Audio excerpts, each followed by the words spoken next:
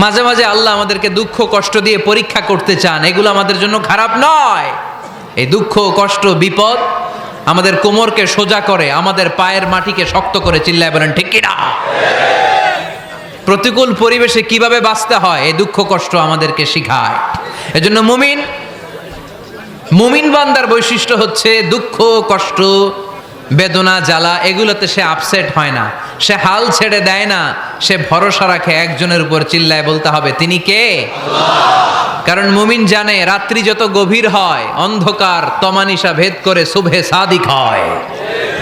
মুমিন জানে গর্ভবতী নারীর পেটের ব্যথা যেই দিন বাড়তে থাকে ওই দিনই নতুন মেহমান আগমনের সময় ঘনাতে থাকে। মুমিন জানে তার জীবনে দুঃখ কষ্ট বিপদ যত বাড়তে থাকে সুখের দিন কাছে আসতে থাকে। এজন্য মুমিনের হারাবার কিছু নেই। ফা ইন্নামা আল উসরি ইউসরা, ইন্নামা আল উসরি ইউসরা। নবী হে, কষ্টের পরে